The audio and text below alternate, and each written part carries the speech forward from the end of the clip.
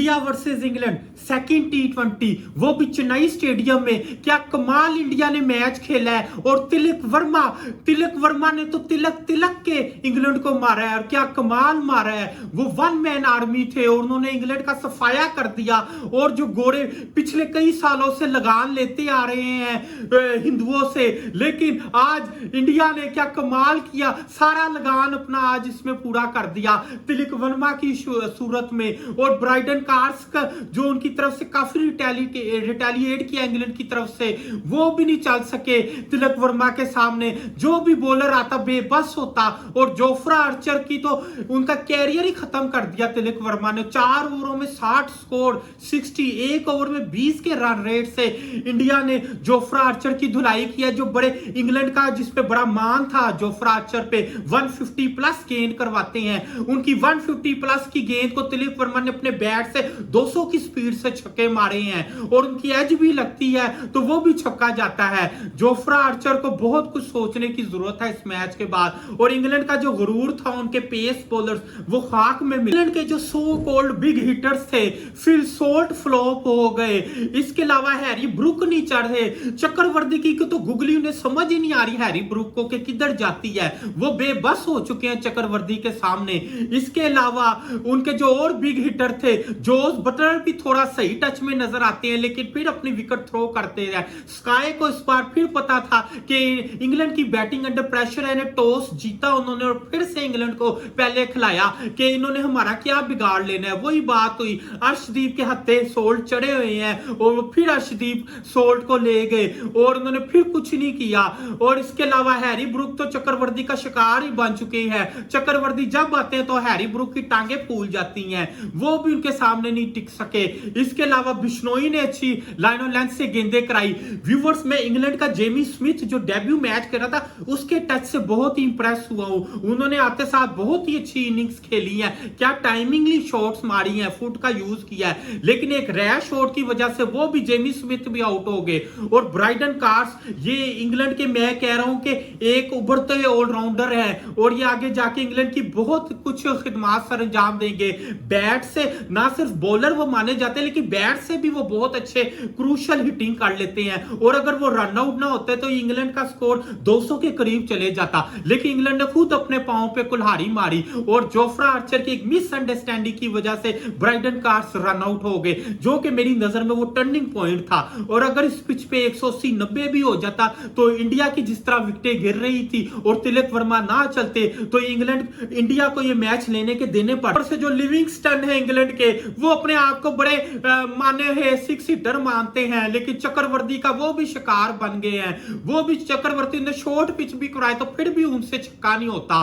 तो ये इंग्लैंड के लिए बहुत ही लंबा फिक्रिया है। ना लिविंगस्टन चल रहा है, ऊपर से बेन डकेट भी ऊपर से अच्छा स्टार्ट नहीं दे रहे इंग्लैंड को। तो इनका top order, middle order England को बहुत सोचने की जरूरत है। और अब एक नया सरदर्द है जो जोफ्रा आर्चर को इतनी पड़ गई, 4 ओवरों में 60, वो भी आउट ऑफ फॉर्म है और इंडिया के बैटर्स के सामने बेबस हो चुके हैं। तो ये था, ये मैंने आपको इंग्लैंड के लिए बहुत ही परेशान कुन बातें बताई हैं।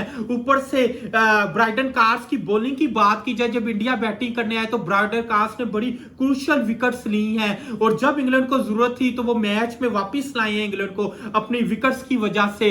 स्काई उधर से आउट हो गए, स्काई आउट ऑफ फॉर्म नजर आ रहे हैं। इंडिया को इस बारे में सोचना पड़ेगा कि स्काई किस तरह फॉर्म में आते हैं। वो इंडिया के बैटर्स भी आते साथ ही हिटिंग करने की कार्य, मैं कहता हूं उन्हें ये सलाह दे रहा हूं थोड़ा सा टाइम स्पेंड करें विकेट पे। ऐसे नहीं होता कि पहली बॉल पे ही चौके छक्के लगे। ये उनकी नई स्ट्रेटेजी है इंडिया की। वो बैस बॉल से लगता है इंप्रेस नजर आ रहे हैं और यही रणनीति कर रहे हैं कि आते साथ ही इन पे चढ़ाई करो। स्काई को थोड़ा टाइम लेने की जरूरत है। और तिलक वर्मा जिस तरह खेले व्यूवर्स, उसकी जितनी तारीफ की जाए कम है।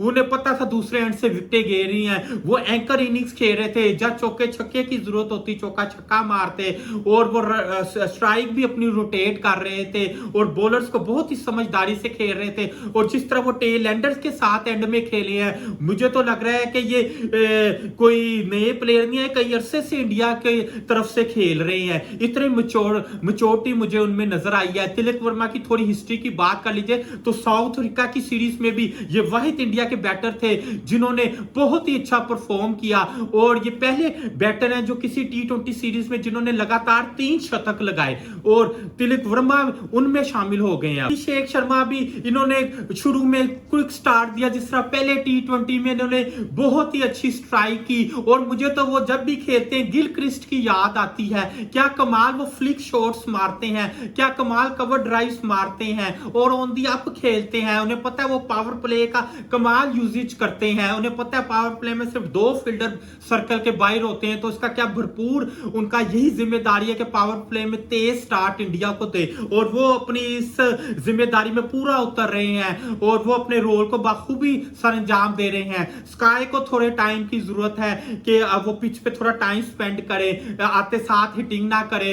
उधर से अक्षर पटेल ने भी अच्छी बॉलिंग करवाई, उन्होंने भी अच्छी, लेकिन बैटिंग में उन्हें काफी कुछ समझदारी की जरूरत है। उन्हें आते साथ एक रैश शॉट मार दिया जिसकी वजह से इंडिया पे बना बनाया मैच का बहुत ही प्रेशर पड़ गया और वहां से इंडिया की विकेटें गिरना शुरू हो गई। लेकिन वो तिलक वर्मा ही थे जिन्होंने टेल एंडर के साथ कूल रहे और इंग्लैंड को अंडर प्रेशर रखा जब तक वो बैटिंग में थे और उन्होंने जोफ्रा आर्चर के पेनल्टीमेट ओवर की काफी धुलाई की और वहां से ही उन्होंने वो मैच इंग्लैंड के हाथों से छीन लिया। तिलक वर्मा ने क्या कमाल बैटिंग किया उन्होंने। और बात की चाहे जुरैल को सेकंड T20 में चांस दिया गया क्योंकि जो उनके प्लेयर हैं रेडी वो अनफिट हैं और उसकी वजह से जुरेल को उन्होंने चांस दिया। जुरेल ने एक ऑर्डिनरी सी शॉट मारी और वो आउट हो गए और वो अपने इस चांस पे पूरा फायदा नहीं उठा सके। बहरहाल जब तक रेडी अनफिट है तो उन्हें चांस अगले T20 में देखते हैं कि देते हैं इंडिया के नहीं या किसी और प्लेयर को चांस देते हैं, क्योंकि इंडिया के पास T20 में बहुत सारी ऑप्शंस हैं। तो व्यूवर्स, ये इंग्लैंड के लिए जो पूरी उम्मीद की बात है वो ब्राइटन कार्स हैं। ब्राइटन कार्स ने बॉलिंग बहुत अच्छी की है। क्या कमाल उनकी लेंथ होती है, ना इतनी शॉर्ट होती है। उनके लंबे कद की वजह से उन्हें एक्स्ट्रा बाउंस भी मिलता है जिसके वजह से उन्हें विकेट्स मिलती हैं और बैटर्स उनसे बहुत परेशान है। ब्राइटन कार्स इंग्लैंड के लिए एक होप है। वो आगे T20 में अगर वो इस तरह परफॉर्म करते रहे तो इंग्लैंड जरूर कम बैक करेगा मेरी नजर में। और इसके अलावा जेमी स्मिथ इनके लिए एक सूरज की किरण नजर आई है। जहां उनकी बैटिंग फ्लॉप होती है, जेमी स्मिथ अब जिस तरह वो इस समय मैच में खेले हैं, आगे भी इंग्लैंड उनके साथ कंसिस्टेंट रहे तो बहुत ही अच्छे परफॉर्म करेंगे। अगर जोस बटलर का फॉर्म में आना बहुत जरूरी है इंग्लैंड की तरफ से, लिविंगस्टन का, बेन डकेट का, अगर ये फॉर्म में आते हैं तो फिर इंग्लैंड कुछ इंडिया को टक्कर देगा। वरना इंडिया तो इस टाइम आउट ऑफ बिल्कुल ही बाकी टीमों से बहुत ऊपर लेवल नजर आ रहा है T20 में खास तौर पे। अभी उनके संजू सैमसन नहीं चल रहे, सैमसन चल जाएंगे तो इंडिया की बैटिंग और डेंजरस हो जाएगी। तो व्यूवर्स, ये मेरे T20 मैच के एनालिसिस थे इंडिया वर्सेस इंग्लैंड के। और आगे भी मैचेस जो इंडिया इंग्लैंड के सीरीज में हैं वो सारे मैं एनालिसिस आपके सामने रखूंगा अपने इसी शो विकी और क्रिकेट में। इसे ज्यादा से ज्यादा सब्सक्राइब करें, शेयर करें ताकि क्रिकेट का मेला यूं ही सजता रहे।